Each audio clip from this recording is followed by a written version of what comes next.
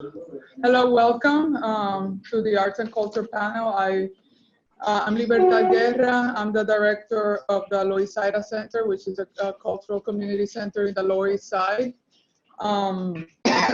We've been pretty active in the post-Maria kind of re-envisioning of the role of the diaspora and the connections with Puerto Rico. It's been part of our mission from the beginning, pre-Maria and during the fiscal crisis, to establish better links with the activism, especially particularly the cultural activism that is very rich in the island, and how it links and connects with the diasporic communities over here in New York.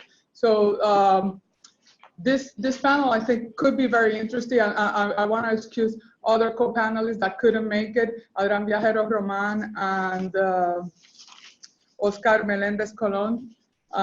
They just called today that they couldn't make it. It's very hectic season for us here in May. Like, I'm in the middle of producing a festival as well, which has the theme of bridging resurgence from Sandy to Maria, the themes of the hurricane. We just celebrated the 5th anniversary of Hurricane Sandy, which particularly hit hard the Lower East Side and its Puerto Rican diaspora. It's usually climate justice hits hardest on people of color, and Puerto Ricans are always part of those populations in climate justice and environmental justice efforts. So it all links. And I want to introduce my co-panelists here. Margarita Espada. Margarita is a Puerto Rican artist, educator, and cultural organizer. She's currently the founder and executive director of Teatro Yerbabruja in Puerto Rico and on Long Island, New York. The primary mission of the organization is to use the arts as tools for social change.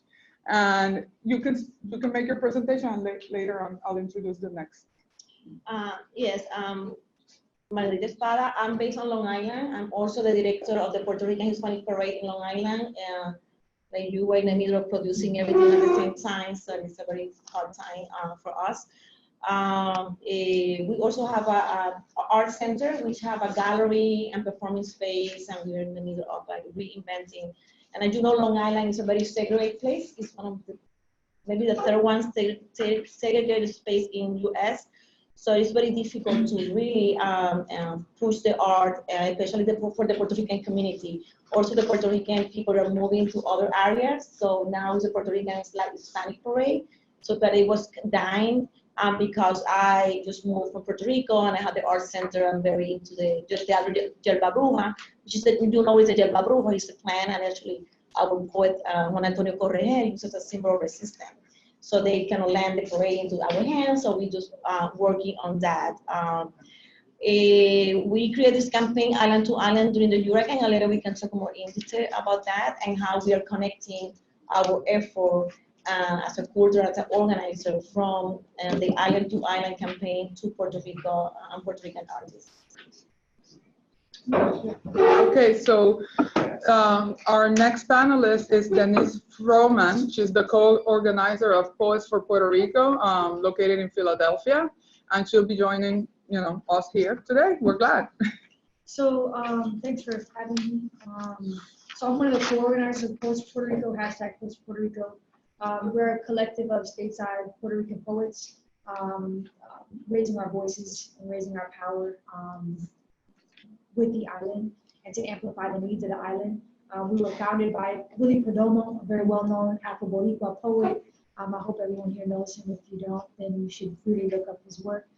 So I'm one of the co-organizers with Noel Quiñones, another amazing Afro-Boricua up-and-coming poet here in New York City. I'm born and raised here as well. And after the hurricane, Willie got on the phone and started to organize poetry benefit readings to raise money for the island. And so we've organized, as a collective, 7 readings in 7 different cities around the country. We've organized 2 here, including one in the Bronx. I organized the one in Philly. Jose Olivares and other poets organized recently the Poets of Puerto Rico Chicago. We have Poets of Puerto Rico Louisiana, Poets of Puerto Rico San Diego, Poets of Puerto Rico Bay Area coming up, or have already passed. We've raised up almost $20,000 mostly focusing on helping Puerto Rican farmers rebuild the land and focusing on agricultural efforts. We've donated money to Para la Naturaleza and focusing on the environment with El Departamento and Terra on the island, and also with Salud and other grassroots organizations. But really the idea is to not just raise money, but also raise consciousness. There is an irony in the fact that the island has been in the dark. I think there's a political sort of commentary that we can make about that. I think there's an irony in the fact that the island literally lost power, and what connections we can make to it not having, the people having lots of people power, and us building people power. We're not powerless, but politically it has felt like we've been powerless due to colonialism and a second-class citizenship. So I'm a poet, right? I'm not a politician. I'm not I'm not in the policy, but I think that the poetry and the art fuels those conversations. We know that as mainstream media moves on to the next story, Puerto Rico is getting lost in the shuffle of whatever this president decides to talk about, right? But we know the administration literally went down there, threw paper towels at our people's faces, and then left. And they've continued to neglect the island. And so our job as poets, I think, is to keep Puerto Rico in the conversation and to mobilize our power. At the same time, though, we want to build a long-lasting bridge between the poets across the diaspora. So I'll be going back down there to see my family in like 2 weeks, and going with Raquel Salas Rivera, Boricua poet. You all should know who they are. We have in Philadelphia, our Philadelphia Poet Laureate is Raquel, who is a non-binary queer Boricua poet. He's phenomenal, island-born, has come to the States a few years ago. So I'll be working with them to kind of continue the next iteration of Poetry Puerto Rico beyond the poetry benefits, because I think it's easier to raise money than it is to raise power.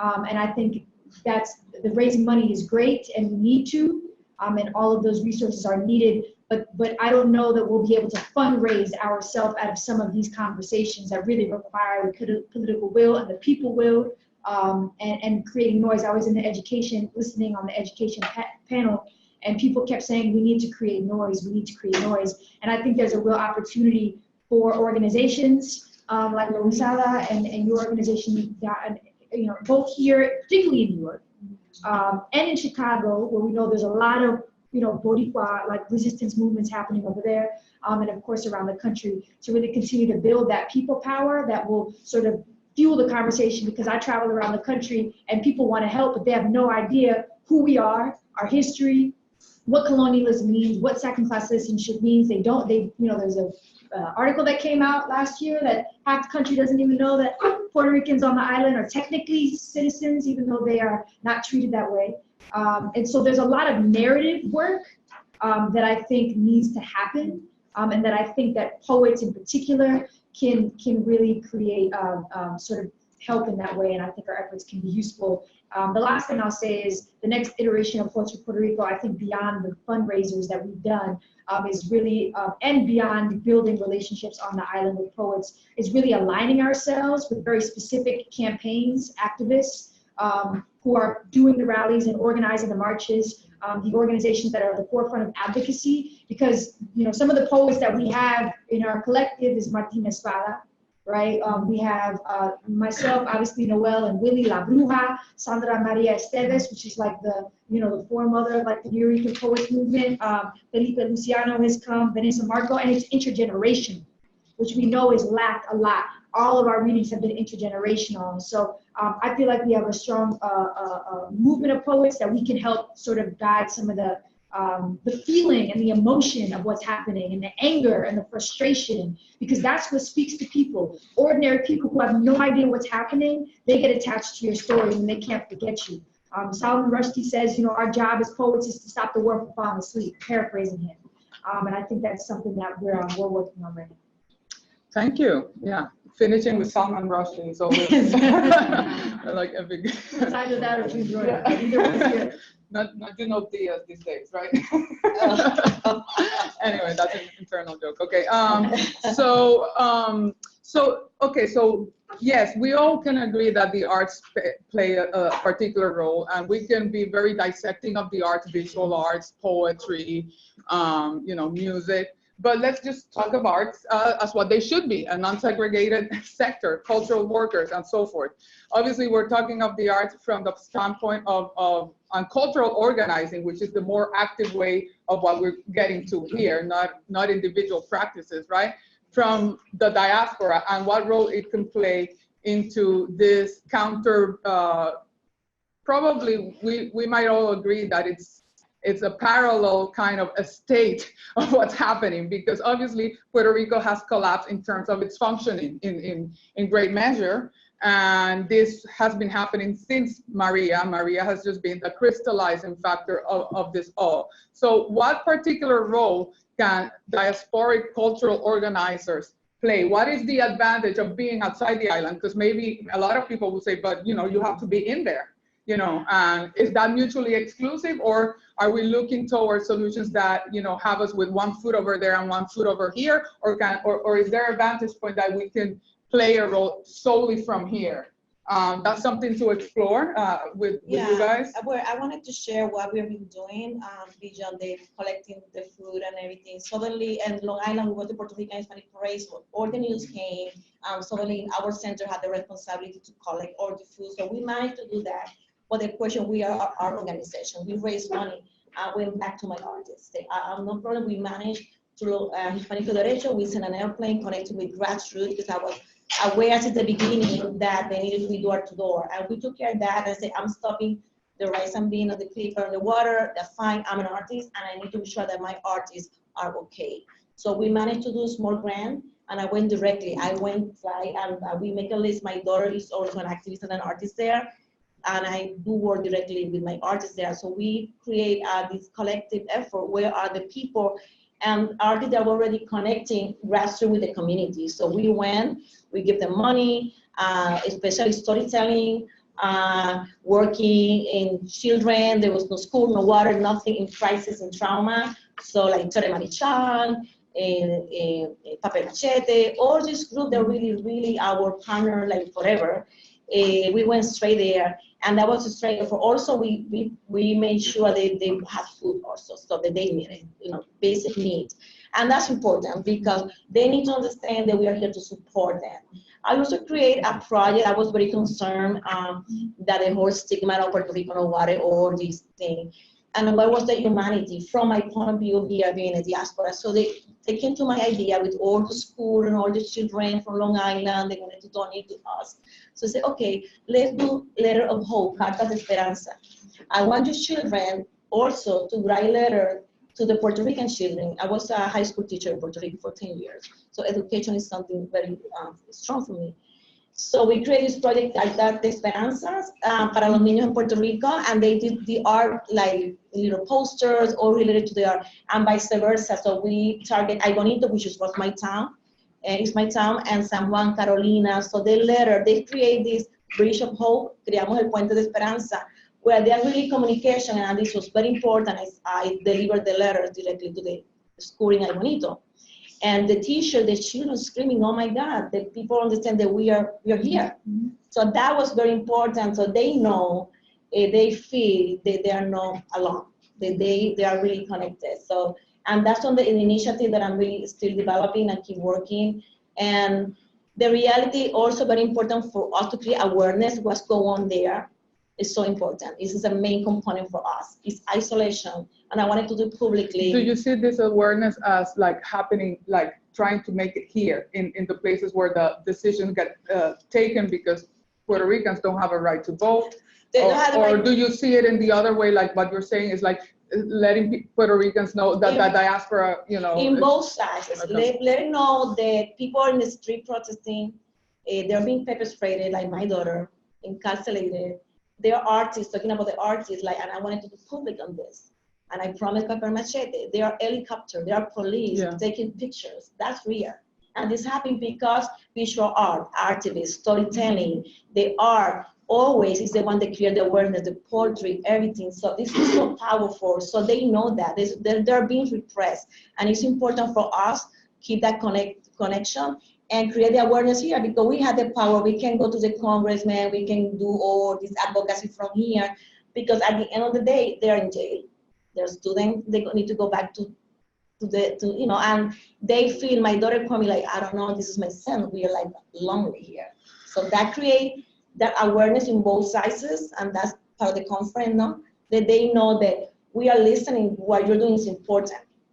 We are here listening to you. So I think go in both directions. So I think it's very important, and tying into what she was talking about, narrative work, because we have to, on top of everything that's going on, and you know, the blackout, the lack of accountability, the infrastructure, the basic human needs, the fact that even the activists over there in the island are tired of exhaustion and living through this, and there's no like kind of a meta narrative in order to be more strategic about things, because right now over there, people in the island are all about survival, you know. Even the activist groups thinking about movement creation, they can only think about the movement creations that are immediate, in their immediacy. They don't have the capacity to strategize at big picture levels, ideas that would create like some sort of opposition. But to add that is what you're telling, that to add all of this, to add to the problem of the infrastructure and the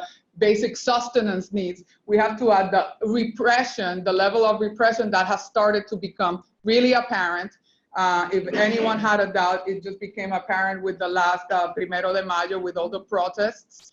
Not only the repression that was happening prior to anything that warranted it, because but also the complicity of the local media, where not even one reporter, and this goes, I'm bringing it into the narrative and the messaging, but not even one reporter, a local reporter, presented either side, presented the sides of the protesters, or which were so many different groups. So many groups. There were from religious groups to workers groups to student groups.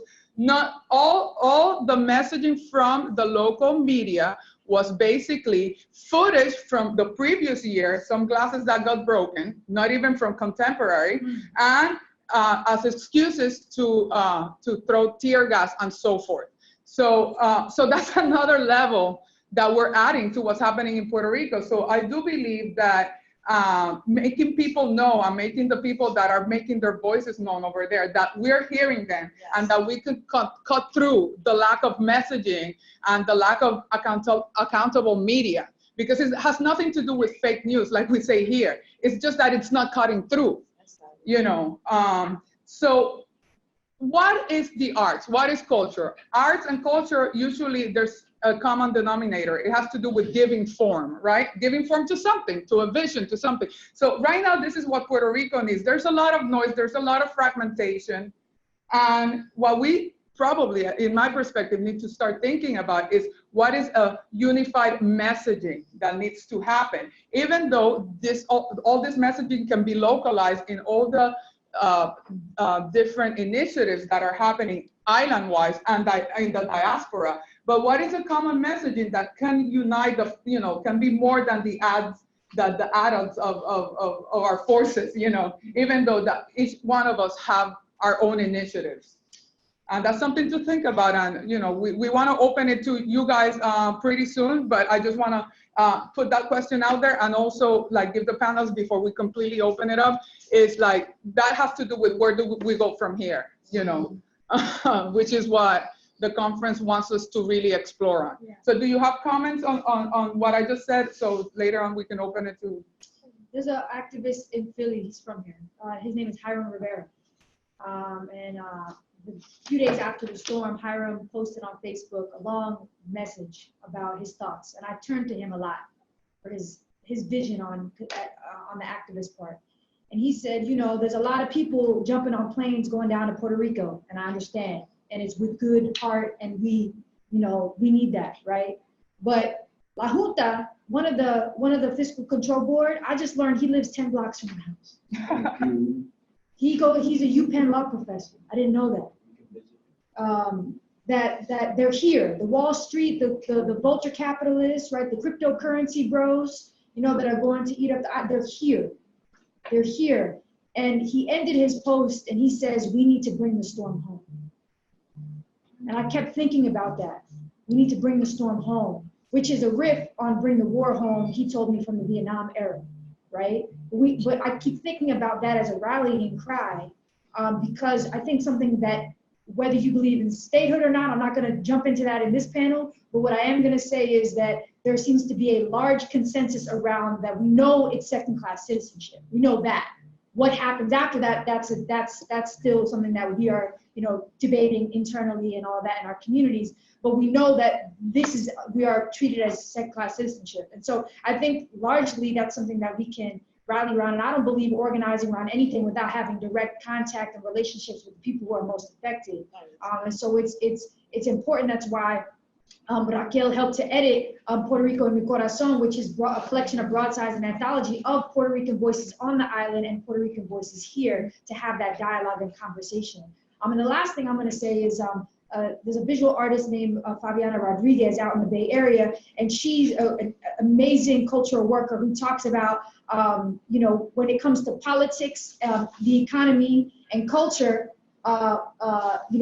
culture is what moves politics and economy, right? Culture is what moves things, right? And so I think that's the work we can engage in, and I think we do need to think about a central message, a large sort of like umbrella that we can start to all, because there's more of us here than there is on the island, right? Yeah. And we have to remember that that there's people, right? Like Lahu, they're here, they live here.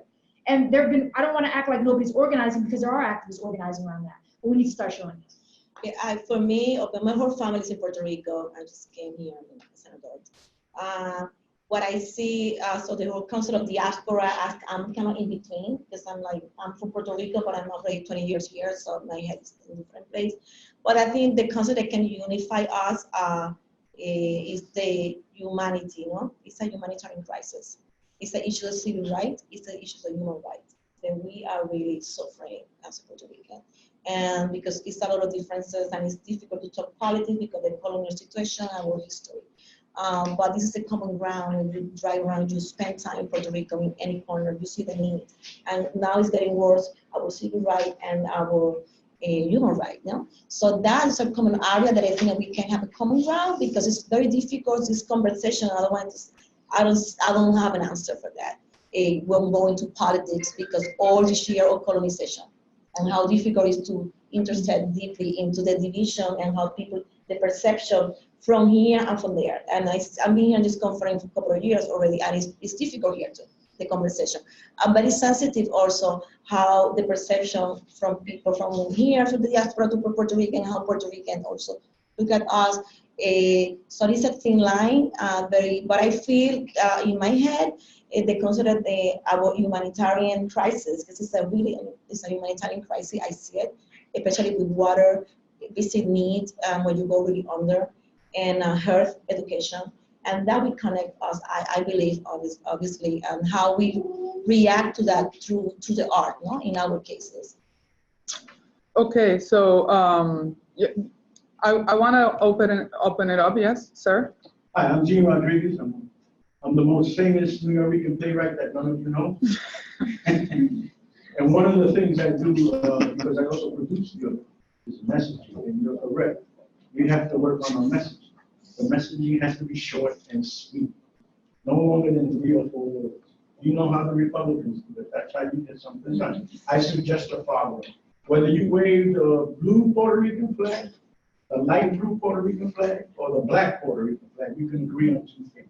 1, the debt sucks. 2, Jonas sucks. I suggest the message should be kill the debt and Jonas, and vice versa. Well, yeah. I think that's the best way we can help Puerto Rico. Once you free them from Jonas and the debt, the creativity, the natural creativity of our folks down there to take over the restructuring of Puerto Rico. Then you can do what you're talking about. Send specific chunks of money to specific people to help specific problems. But the overall problem in Puerto Rico is a political problem. That political problem is put in the left foot, the right foot. So the question is, what political reality are we looking at? The one from Puerto Rico, which is very different, and people over there have different kinds. For example, over there to go out in the street and protest has a different meaning that we take for granted that we do here. Over there, they're still with like the castrista kind of movement. If you go out, it means that you're pro-Fidel and whatever. It just is a very binary kind of thing that still exists in the island. But the question is, look at the diaspora. Okay, so that, From okay. our perspective, the young lady says it correctly. There are Puerto Ricans in every state in the union. They even got more peas in Hawaii. Mm. We can't colonize America anymore. There's 3.5 million Puerto Ricans in America. That's more Puerto Ricans than on the island. We can each march. Every artist comes with that little message, march into the senator's office in your state and tell them we got to do something for Puerto Rico. Cancel the debt, kill the Jones. Mm. Every senator can get a visit from a Puerto Rican that lives in his district. And that's the kind of power we got to learn to use. So yes, what the gentleman is bringing about is the accountability that we have being like citizens in the mainland and having and using our right to vote, because that's the only way that we kind of enforce certain accountability to, you know, even if, you know, or at least even if you're not going to vote, at least giving the appearance that you will. And then how to channel that through a messaging system that is also creative and that it also doesn't leave the larger population. It doesn't only cater to Puerto Ricans and looks to our own belly buttons, right? Because that's the whole point. It's like, how much is does it have to do with civil rights? And the fact that we have a second type of citizenship, even if we're living here in the island. What's happening to all the climate refugees from Puerto Rico? How can we capitalize on that in a creative strategy that uses like this movement of populations, and we can channel it through a messaging that is clear, is distinct, and perhaps it's not too in the weeds for a larger public, because the death, a lot of people don't even understand that. Even though that, I agree with you, it cuts right to the chase, because that's the human-made disaster that made Maria what it is. So There's a hurricane before. exactly. So how do we cut through and don't get into lingos that are that completely, you know, kind of zone out other people that don't even understand it? That could be a question. Yeah. Yes. I just want to add to what he's saying, because I feel like such an important message. You know, that we all somehow involved in Viejos, getting the Marine, la Marina, Viejos. And that language was so simple, and we all agreed on it. And no matter what organization you belong to, no matter how you were connected in the diaspora or in Puerto Rico, or whether you were a teacher or an artist, that was very clear. And this is the first time that we, as Puerto Ricans, experience unity, not only in both here and in the island. But I want to add to that one other element, because I've been in the arts for like 40 years. And I have experienced a lot of struggles with us expressing our culture and art here in the diaspora.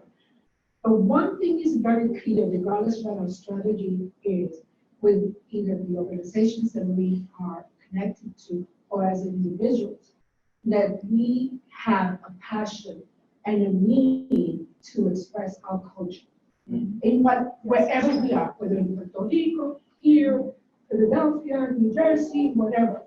Whether the organization is small, whether the organization is in the Museo del Valle, which doesn't really relate to us, we have to force it. We have to bring the message to everyone that's involved with the arts, because it is a vehicle of, you know, perpetuating change, of making change, of reaching a lot of people in a very passionate way and in a deep sense. So we have to focus on the message he's talking about, and the fact that we are Puerto Rican, we have our art, we have our history, and we want to express it wherever we are. I think that simplifies it, and I think it could be very powerful. And I bring a good point about the whole connection. I always try to be connected with who I am as an artist, because it's not I can go to 20 rallies. So how will we connect to the other people that are organizing? And this is what's really happening in Puerto Rico, and it be so effective in one way, and this is what is being so repressed. because visually, and it's a lot of now exchange, and a lot of people trying to do more art, the power of the art, and organizing all this rally and organizing all this movement, the same with the poetry movement for all the direction, because the rallies and people visiting the Congress, that as an activist, people are doing what they need to do, but what we can offer us as an artist, as a cultural organizer, uniting to the movement at large. So that is when the component of working together, I feel that we are like connecting there. So Gladys brings a great point of what can we learn from successful movements that we've had in the past. Not only is the Vieques one like a touchstone of something that was recent enough that it ended up in my work through Loisaida, but like there's also histories of the diaspora that relate to what Puerto Rico is going on now. And in part of my work with artists, cultural artists and activists that we have connection with us here, what we've been trying to do is learn from what did the Loisaida community, which was like the equivalent of the South Bronx in the 70s and 80s, very disinvested, empty lots, a lot of, blackouts, fires, everything, no government accountability. And the people started organizing themselves and creating a sustainability movement. And that's where something that we completely take for granted now, and it's become even touristic, but that's where the community garden movement started. That's where the sweat equity movement started, to get inside empty abandoned buildings. And, and the community start, they don't have the equity to buy it, but they do have the sweat to put it up to code and live in it and turn it into cultural centers, turn it into institutions, turn it into living quarters, even experimented with alternative energy resources. The Loisaida community did from mostly Puerto Ricans with windmills and so forth. And nowadays, the Lower East Side, even though it was ground zero to gentrification, which is another kind of colonialism, basically is very different from other neighborhoods that did receive the wave of gentrification, on counter, because you still in Loisaida have 1/3 of the population still be working class Latino, still have some successes of the squatter movement, the community garden still exists. And there's a general ethos of the community there that still believes in that resistance. And so it's another kind of thing that comes from our own history of here in the diaspora, that we try to tap into and not see it as a nostalgia or something based in the past, but how is it relevant in the future? And that is influencing many different artists in Puerto Rico, like Brigada PDT from artist Bubu Negron and others that are like trying to, to touch base with what can be learned from the past and from, the diaspora, because the situation in Puerto Rico right now is pretty much when, New York City was completely bankrupt and taken for dead. So yes, Miguel, hi. Right. Well, just to extend on what you're already saying, basically, we're here in Barrio. Barrio is also, every Puerto Rican community in the city really shares some aspect of that history in terms of understanding self-reliance and understanding sort of how to organize and build instructions away from government, right? Really community-driven solution making, right? And with different degrees of success. So, last week or so ago was at Loisaida Center, listening to Roberto, who runs one of the camps in Caguas, the Centro, which is like a community kitchen that was happening before the hurricane started, right? But it really was active before government services were providing food to people in need in Caguas, for example. So, and he's been talking about the influence of the Black Panthers free breakfast programs that are adopted by the Young Lords also, right? And so these histories that happen in this very community that we're in today, right? So the legacy of these movements and their impact, some of which were lasting, in terms of how we think about basic living conditions, right, and needs. Yet our community still struggles with those basic living conditions and needs, right? In every category: health, food, housing, education. So there are examples of where there were successful moments, right? Not necessarily sustainable movements, right? But in these moments of crisis, it's an opportunity to look back, right, at these moments and that we're successful, right? And it's happening already in these kinds of examples. So, which makes me think about then also like artists in artists' role in that space, right? How can artists think about supporting these kinds of exchanges? Not just between artists on the island, artists here, but between networks that are informal networks. And it's already happening, as you've mentioned, connecting the farmers, connecting the sort of like food movements, thinking about health and wellness, thinking about self-care, right? Thinking about the need for cultural sort of vitality and space for expression and what it means to sort of maintain that in communities that are daily threatened by gentrification. And so it's like we're doing that already, right? But how do we increase that? This is a very informal way of organizing. And you mentioned something about Giovanni, the Centro de Apoyo Mutuo. This came from the Puerto Rico University first strike in the 2010, but my daughter was part of that movement, and they're friends. So that's why I'm connected with them, because this is a new generation. It's a new generation, and it's not an accident what they're repressing the Puerto Rico University students, because it's the first center, and they can learn what happened here. The education there is very open to really embrace this history here. And that's all the movement is a very important point to support this new generation and really how they're really changing the conversation in Puerto Rico. So it's just the last thing to add to that, just to take it out of the abstract a little bit, because it can seem kind of like overwhelming and kind of abstract, right? But one of the things that Giovanni talked about that for me was really inspiring is that thinking beyond sort of like, thinking intersectionally about where our sort of communities' interests, concerns, and needs overlap with one another, right? So if we're talking about food, and they're responding with the food that's available, the food that is donated, with what, it's responsive to what's available in that moment, but then starts to think more critically about the kind of food we're eating, right? About how to actually get food that's locally sourced, that's sustainable, that comes from local farmers, that's non-GMO.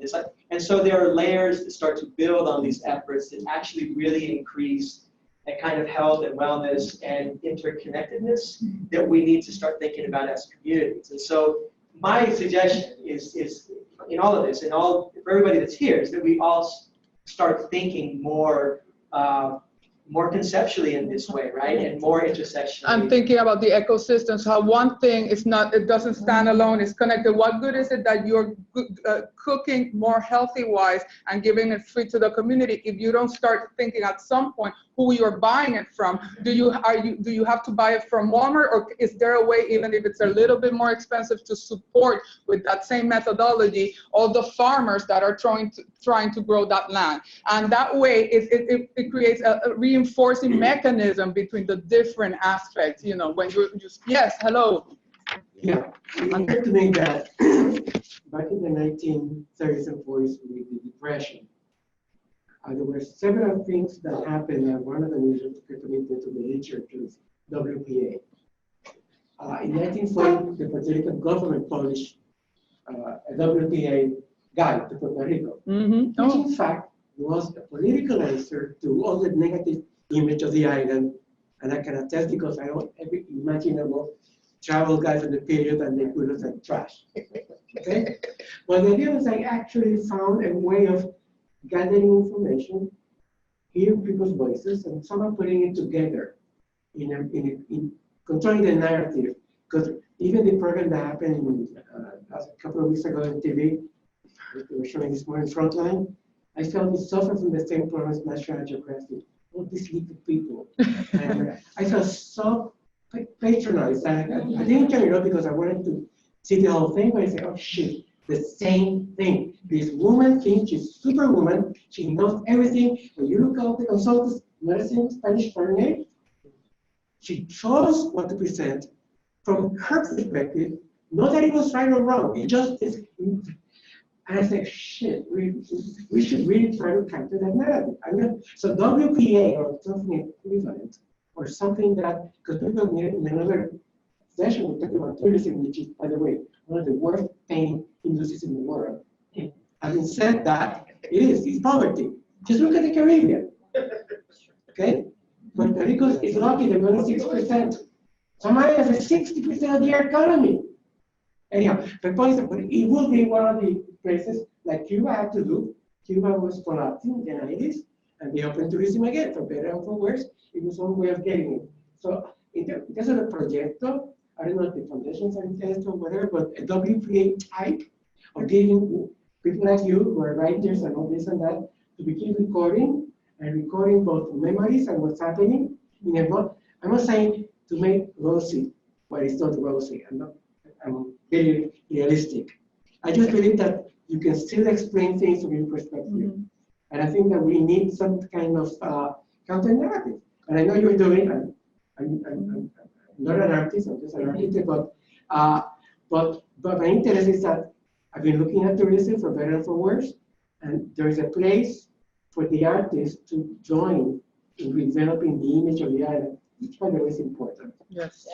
Absolutely. This is very important. Can I just frame a little bit that we also, this hacking of the general narrative, making it our own, appropriating it, and the role that artists play should be pivotal. And at the same time, it should be something that is very self-conscious for artists over there and over here, because usually art also gets weaponized as an art washing and making the territory friendlier for the new developers that are coming now that the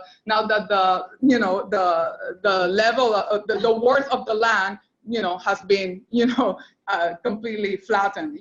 So it also has to involve that kind of self-consciousness and ethics from the artists. Gladys, you were gonna respond? Yeah, no, I love that you mentioned that, because that was a project here, the Works Progress Administration was that created the first very comprehensive economic development project, but it was all artists. Yes. The creation of the infrastructure, the encouragement of and paying artists to create. The best murals done in the United States. It was mostly murals. And CTA in the 70s, CTA tried to emulate the same. Everything, but the artists, we still have art in public buildings now.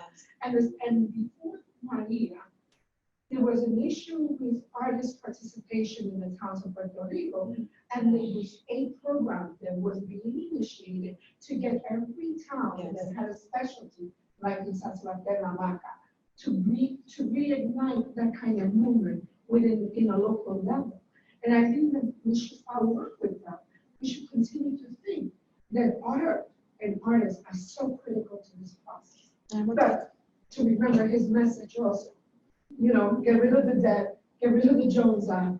We have to also begin a process, and I hate to say that, non-politically decolonization. I know a lot of people have been hearing that word a lot, because we're not just thinking about our history and where we are now. We have to look towards the future. What does that mean to us? I just want to add one point, sort of piggybacking off of what you were talking around. We have these flashpoint moments where we're we're turning a corner, and then it's tentative, it doesn't last. I've been thinking about how can we leverage our relationships with cultural institutions because the governor of Puerto Rico, I heard the interview where he's describing, we're like fighting two governments. We are, right? Yeah. Like he's describing Puerto Rico. He's literally going around this country. Like he's the spokesperson to your average non-Puerto Rican, American citizen. This is who we're listening to, right? And sort of like he's going around framing Puerto Rico as a blank slate. That's how he's just describing it. And so what is it? And we know that there's cryptocurrency guys are literally buying up the Children's Museum, they're buying up the cultural institutions. What does it mean to leverage our relationships if we have them in this room?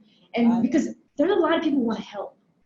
I don't know what responses you've gotten to the conversations that you've been, but literally there are tons and tons of people that I talk to at the events and performances that and then we don't have that sort of agenda, these are the things you could do as cultural institutions, as cultural workers. But I think, what would it mean for a cultural institution here to literally buy, right, like an art space or to buy a space that's at risk of being lost, right?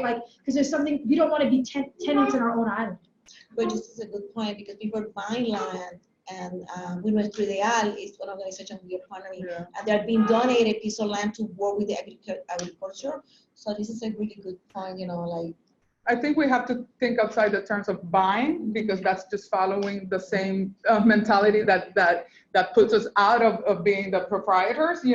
They are buying with a lot of incentives you know, that are not being given to the local Puerto Rican people that may also want to buy but don't get any incentives. So we have to also like shift that mentality, because maybe it's not buying, maybe it's occupying, maybe it's sweat equity. I'm bringing up because even before Maria, there were so many buildings that were empty and that were a public nuisance, and that a lot of people could do so much good with them. And this happened in Rio Piedras. We are one organization, we work in La Olla Común, very related to this. We donated to them, and it's different from El Centro, the Giovanni. They have a different little structure changing because they're just getting basically homeless people at this horizontality, you know? They all need to, what you can give, and it's a different structure, which is cool. We have also Hormiguero. It's an abandoned building in Santurce with a lot of artists and painters. It's different initiatives that are going to that direction too. And people from here, what I also see, like buying but giving back to the Puerto Rican people. Like, you know, people buy and donate to, or creating this relationship, because you're right. And it's to the point that también hasta los callos. O sea, they're selling the country, the Puerto Rico by pieces. And that's and maybe buying is not the right word. Sort of what I mean is how can cultural institutions leverage their power, their position to prevent institutions from being lost to the people who occupy them and done work. Something important that has been happening in Puerto Rico with the field of culture, arts and culture, is that they've been the organizers in the front line. When Loisaida, right after Maria, with the help of Acacia Network Fund, we were able to, like, through our contacts that we have in Puerto Rico, channel a lot of the aid that was giving out. Most of the people that we had identified and completely delivered immediately were a lot of artist organizations in the front lines that had so much, because they were already working, they already had networks, and they are never like just in a world unto themselves. A lot of the artistic scene in Puerto Rico is very much embedded with other social activism and community work. So they were, oddly enough, even though we were trying to look for like points of contact in different places, religious, big, small, but sometimes, the activism of the cultural sector, and for that matter, also the CLT sector in Puerto Rico, which is burgeoning, which is the community land trust of El Caño and other places. They were the most efficient in establishing networks of help during those first month or 2 months right after. So I think we should go back to the grid that Miguel proposed in terms of how can we channel our help here, but through a mental grid that it doesn't look all like disparate and confusing and abstract. And maybe it might be helpful to think along those lines of what are our assets, what do we want to put our assets in? Because some people have more expertise in maybe the health, sustainability kind of environment, or the food environment, or the energy kind of initiatives. And that might be ways that we from here can channel our efforts into different types of sustainability efforts that are like, that later on can be connected to each other. And that really enforces like a full parallel state of how, to go about, having these connections and a working, island, if then someone behind you and then, yes, you. Okay. Just a question.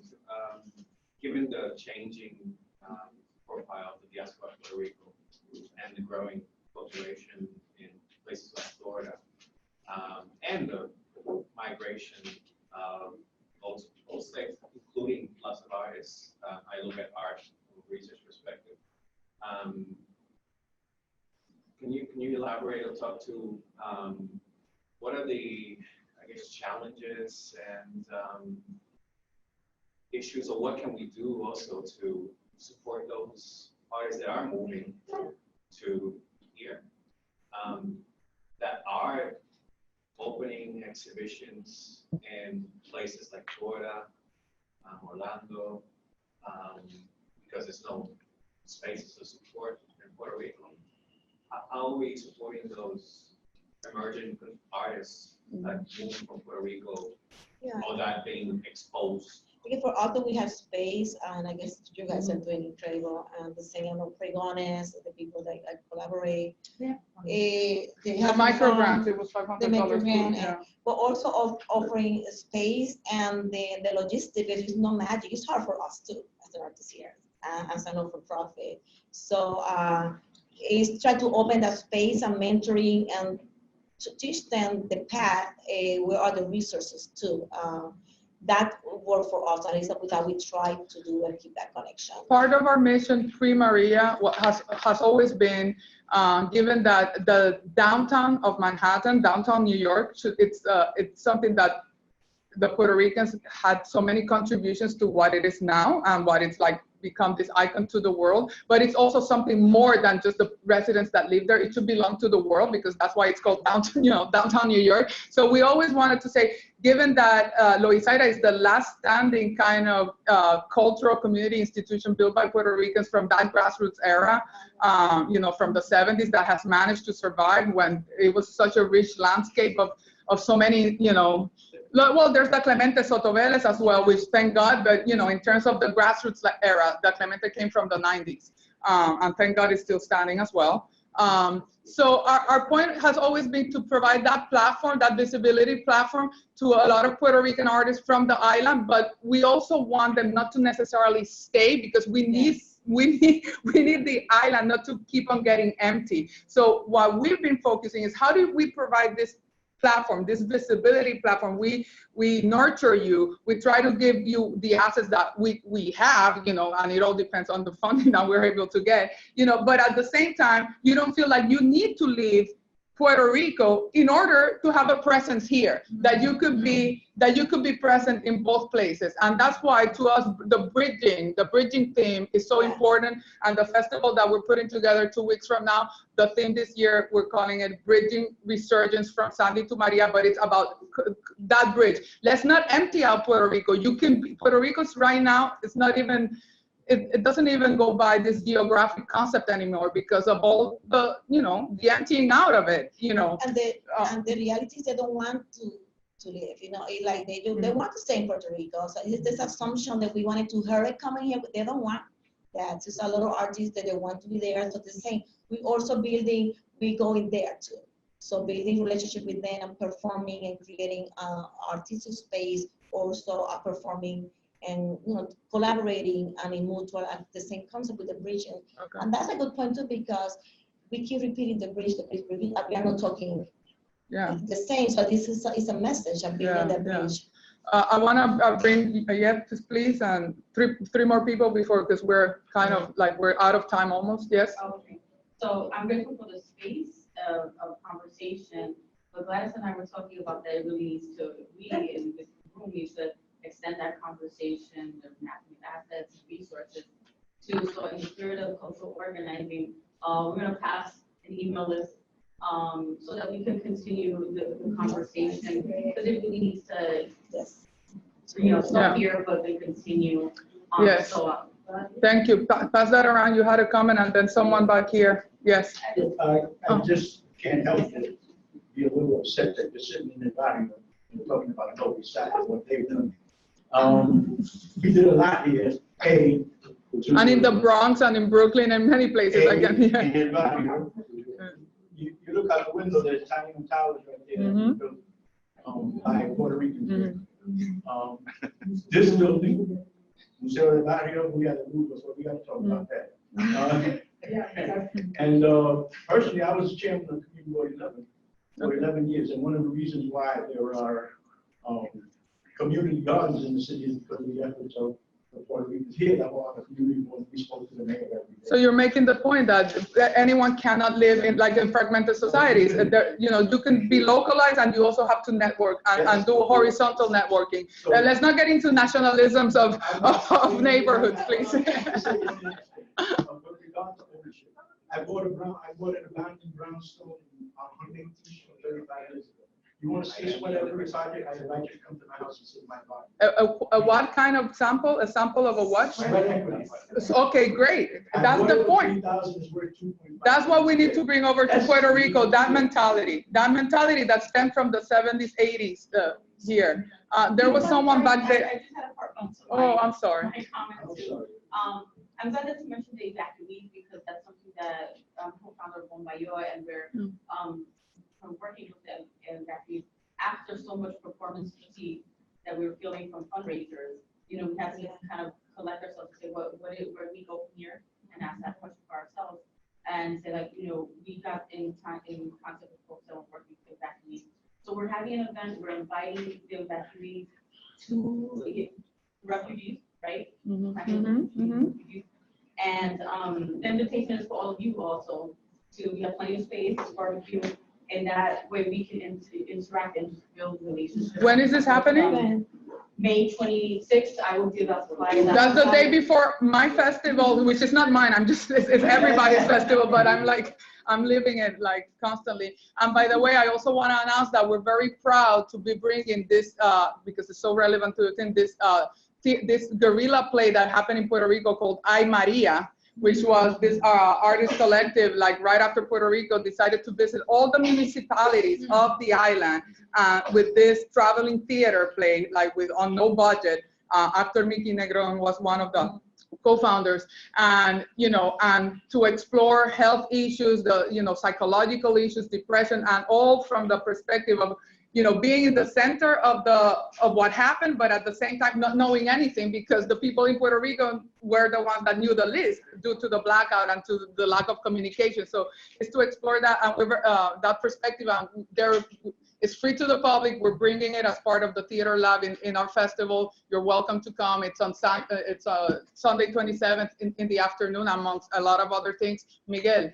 Really quickly, it's just to go back to the idea of leveraging cultural institutions and to challenge a little bit thinking about WPA as a solution, because I would not rely on this government here or on the island Can you pass them this way? to implement like a progressive government supported art program of any kind. They wouldn't do it. He was, Right. yeah. No, I know you did, but that's the way, but it did exist in that capacity when it originated. It was funded So, by the government. yeah. It was different. Roosevelt and then Carter when they did Yeah. CETA, and we're living in the total opposite. But where it could sort of apply now is through foundations, right? And so the foundations in connection with institutions. This is where I think artists also have to recognize their power in this conversation, because the foundations that are supporting artists. This is important. He's very onto something. Yeah. So the foundations that are supporting artists and art institutions on the island, and in some capacity here too, insofar as they want to support Puerto Rican artists, are much more progressive than the government. Yes. Oh, yeah. Or here for that matter. And so there's an opportunity to really sort of push the envelope, right? And so we talk about decolonizing, and we talk about the necessity of a political conversation, a more complex political conversation in these spaces. Like, it can happen. It can happen. I'm not talking about sort of like traditional sort of debate status issues. I'm talking about really the necessity of that conversation within arts and cultural spaces. We have it all the time, but opening that up to broader. I do agree with you, Miguel, and foundations do play a big role. They're the parallel state that, that right now you can't rely on government funds for. But at the same time, there's a loophole, or there's like a blind spot of many foundations of what is art, what is culture, and being truly equitable into identifying that our communities and Puerto Rican arts and culture are not just the artists that come with like a lot of institutional backing or MFAs or completely, and that's very important. And those people will never get foundation money. So like those people that are more gatekeepers or have the connections that are in solidarity with the larger movement have to play a role into democratizing and opening the eyes of what foundations are, because let me tell you, a lot of people would just call it elitism, even if they're good intentions in terms of the projects, because they're pretty much funding artists that are very, to what they call canonical artists on paper in terms of their credentials. And, you know, and our organizations, which always deal with culture, because even if they're called community development or social services, they're dealing with cultures, they don't get recognized by that world as being arts or cultural organizations. So that's a problem there. But it's a good thing to, you know, pinpoint and try to penetrate. Yeah. And I want just to close, and I want to have this painting here. It's been created by a local artist, Segundo Regana. He's there from Ecuador. It's one of the initiatives for Long Island to raise money to work with Puerto Rico with everything that we do. To only 100 replicas for the little ones. So we are doing a different effort. So I'm just donating one to the center today coming from Long Island. I just wanted to know what we are doing, and it's obviously it's for the original. We saw the roots and the flag is all over Puerto Rico, and they could hear the first sound that people remember after the big noise of the storm. So it's all the history is connecting here. So I want you to know that we are also doing this campaign as a part of like small artists, no big name recognition that Libertad just talking about. Okay, thank you. An honor to be here with all of you, and let's keep together and let's get that thing going. Let's get that list.